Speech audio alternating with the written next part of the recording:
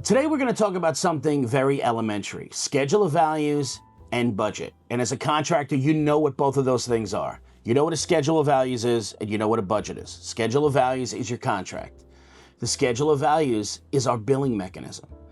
And putting together a schedule of values is more like an art than it is a science, but that is our contract. And the budget is what we have to build this project for. And the delta between the two is the money we get to keep. The reason why I'm making a video on such an elementary concept is because in my experience and on massive projects, not just small jobs, big jobs, I have witnessed project managers fall into the trap of managing the job through the SOV and then having to bring them back to the budget. So the SOV is something that the project manager gets entrenched in. And I think one of the problems is when you have a project management meeting and you're going over the project, we look at the schedule, and if the schedule is related to the SOV, we look at the SOV and we look at billing and we look at those numbers to see where we are on the job. Now, those numbers are very important, but they don't tell the entire story, which is why project management methodology of IOR is the gold standard, is the way everybody who's watching this video should be managing their projects, through that lens and perspective. And the IOR lens and perspective forces you into the budget. It's a management of the project through the budget. If you're not running something like that, then you are navigating two different documents in two different perspectives, because one's a billing mechanism and one is where we make our money. One is the plan, which is the budget. That's our estimate. This is what we plan. And then when we step on site, reality hits you between the eyeballs. And we are constantly trying to course correct between the reality of the situation on the project and course correcting and steering it back into the plan, which is the budget, hopefully hitting it or beating it. So let's take a look at this here. Okay, the same project is organized two different ways. It's being viewed through two completely different financial structures. As you can see, we have the schedule of values. The schedule of values asks, what can we bill? It organizes the owner's contract value into billing lines, into line items, billable line items. As you can see, mobilization, concrete, MEP, closeout, or however that contract was negotiated, and whatever the scope is, obviously. The budget asks a different question. The budget asks what we can spend. It has to carry the cost of labor, material, equipment, purchase orders, subcontracts, gen cons, and every other cost that's required during this project. Okay? Those structures may not evenly align in the SOV, right? Because one SOV line can contain revenue associated with three different subs, or different company labor, different material and markup. They're not in parity with each other, okay? So the PM lives in the SOV. If he lives there, okay, he's gonna know exactly how much revenue has been billed and still have no reliable answer for whether the remaining costs can complete the remaining work. Okay? The SOV supports payment. The budget protects the economics of this project. That's our plan. That's what we have to build this project for. The PM needs both of these things, but he can't use them interchangeably. So let's take a look at this example, okay? A project can bill correctly while the margin deteriorates. And as an owner, what do I care about? The margin. And as a PM, what should the PM care about? The margin. So this is how contractors get fooled.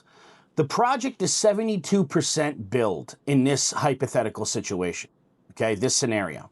Applications are being approved, okay, cash is being collected, everybody's busy, okay, and from the billing side, the project looks like it's alive, that it's productive, bills are going out, and we're collecting cash. Meanwhile, the forecast says that the margin has deteriorated by $186,000. That's your forecasted margin erosion.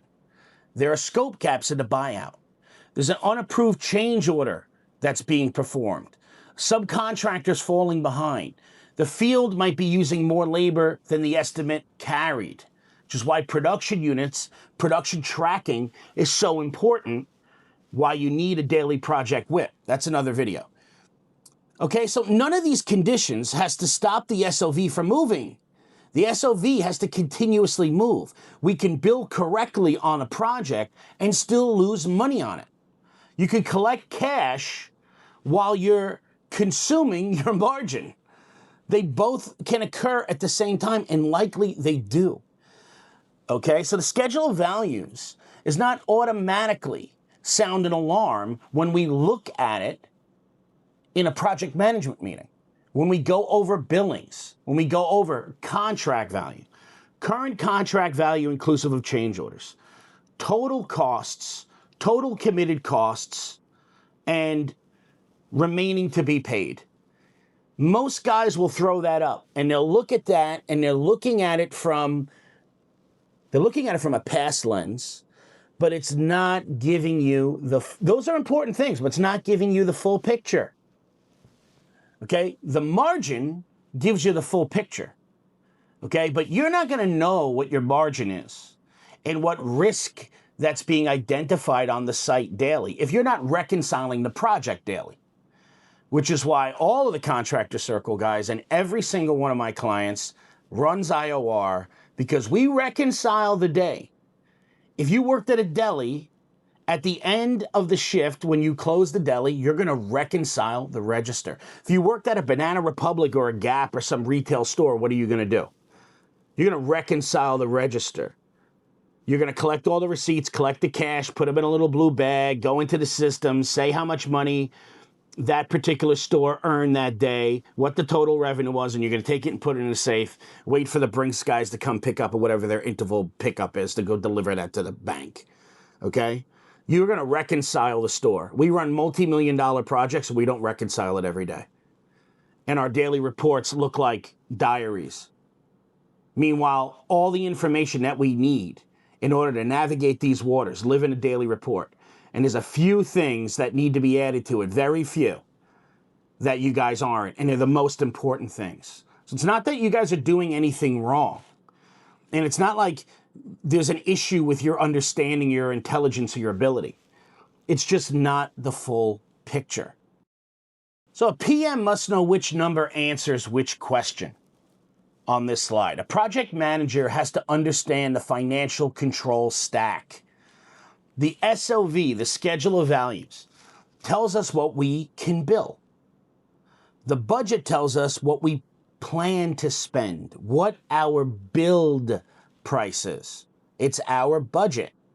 The commitments tell us what we have already obligated through subcontracts and purchase orders. This is commitments, total commitments.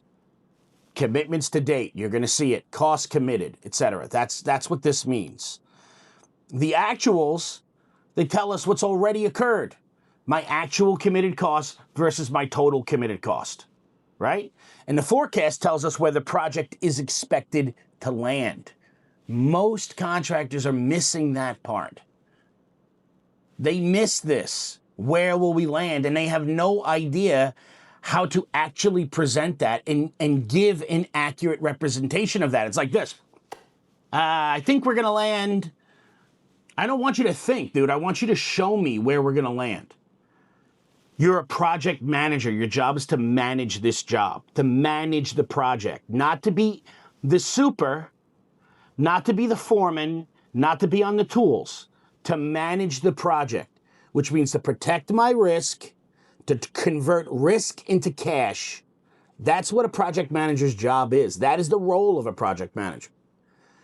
Well, how can you forecast something if we're not living out of the budget and we haven't identified all the risks on the job and allocated a dollar value to those risks? So if they manifest, I know what that impact is going to be to my gross margin and what treatment I'm assigning to all of those risks to reduce that risk, to eliminate, recover, or offset that risk, or if I have to accept it, whatever that dollar value is, I have to try to find how to offset somewhere else. Where does that live? Does that live in a project manager's head, or does that live somewhere? Okay, well, in Overwatch, it lives in Overwatch. Okay, that's my project management application for the Contractor Circle members. Forces them to be inside the budget. So each one of these, each number here, 1 through 5, answers a different management question. And if the PM spends all week in the SOV, that could be a significant problem, okay? He's looking at the payment mechanism and not looking at the plan. The payment mechanism is important, and it's important for payments. But this company is producing every day, and we have production on site every day. I need you to be focused on that and the budget, not the payment mechanism. Okay, so let's make it simple here, okay? We carried $500,000 in the budget to complete the scope of work on this project. That's the approved plan. That's my budget. But the current buyout, labor production, unresolved exposure on the site now indicates that the scope will cost $575,000. Okay? Well, how do I know that? Well, because I'm tracking risks. I'm tracking schedule compression. Every time you have schedule compression on a job, you are exposing yourself to rework. Because men are now forced to work at intervals with pressure that is not normal to them, and they will make mistakes. Okay? Are they all going to make a mistake? No. But do I now open the exposure for that? Yes. Well, I want that accounted for in case that happens. I want to know, what's that going to cost me? Okay? We have other unresolved risks. We have potential change orders that I'm putting money in a contingency for.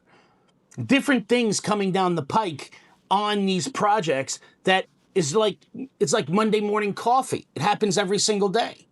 Now, the budget hasn't changed. The budget's 500 grand. Okay? And the target is still 500 grand. And that's what's important. But the reality is the current taking on the project is tacking towards 575,000. Okay? Now, that $575,000, that's a $75,000 difference from my budget. Okay? That's not just a variance for somebody to explain, guys. At the end of the month, after it's too late, it's a management gap. I want to know about that. I want my project managers to know about that so we can come up with appropriate treatment to diminish that $75,000 variance, to figure out how I could recover and how I could offset that, or if I have to accept it, how I could offset it somewhere else. Can I bake something else in here? Do I have to be sharper on further negotiation buyout on other packages on this project? Okay, do I have to get sharper on a change order? Am I staring down the barrel of an extension of time, which is going to need extended Gen Cons, and I need some of that money to offset this $75,000 variance because I'm operating in the budget, not in the schedule of value.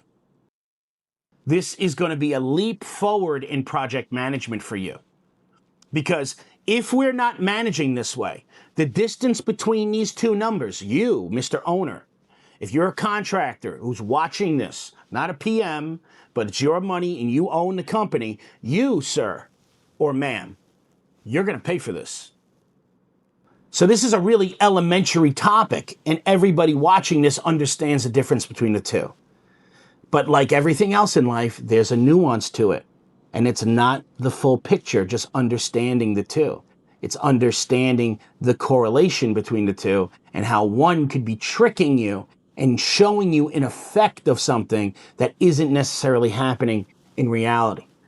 It's also illuminating the fact that a project management methodology must be budget driven, and that budget must be the North Star, and that is how we manage a project. Now, if you guys want to learn more about this in detail, you know where to find me. Contractor Circle. See you on the next one.